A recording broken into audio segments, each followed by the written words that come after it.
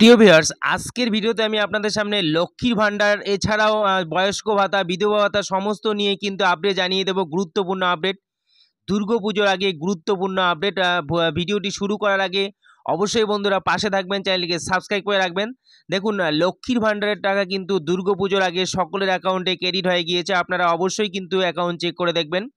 এছাড়াও বয়স্ক সমস্ত রকম বয়স্ক ভাতা, বিধবা ভাতা, মানবিক ভাতার টাকাও কিন্তু দুর্গাপুজোর আগে সকলের অ্যাকাউন্টে ক্রেডিট হয়েছে। দেখুন, দুর্গাপুজোর আগে কত মাসের টাকা ক্রেডিট হলো আমি সেটাই আপনাদের সামনে জানিয়ে দেবো।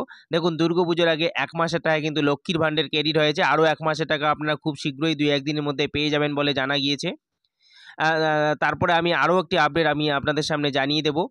বয়স্ক যারা রয়েছেন, বিধবা রয়েছেন, এছাড়াও যারা মানবিক ভাতার টাকা পান, কৃষক বন্ধু সমস্ত রকম প্রকল্পের ভাতার টাকা কিন্তু অ্যাকাউন্টে ঢুকে গিয়েছে অলরেডি। যে সমস্ত মহিলারা লক্ষ্মীর ভান্ডার প্রকল্পের টাকা এছাড়াও অন্য যে ভাতা রয়েছে, বয়স্ক ভাতা, বিধবা ভাতার টাকা এখনও পর্যন্ত পাননি, তারা অপেক্ষা করুন। আপনারা কিন্তু 2-1 দিনের মধ্যে অর্থাৎ 5 তারিখের মধ্যে সমস্ত রকম ভাতার টাকা পেয়ে যাবেন।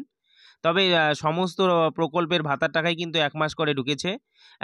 অনেকেই বলেছিল যে দুর্গাপুজোর আগে 2 মাসের ভাতার টাকা দেওয়া হবে। এখনও পর্যন্ত কিন্তু কোনো আপডেট দেওয়া হয়নি। 1 মাসের টাকা করেই ঢুকেছে। 2 মাসের টাকা কিন্তু এখনও পর্যন্ত দেওয়া হয়নি। যদি লক্ষ্মীর ভান্ডার প্রকল্পের টাকা আরও দেওয়া হয়, আমি আপনাদের সামনে ভিডিও বানিয়ে দিয়ে দেব।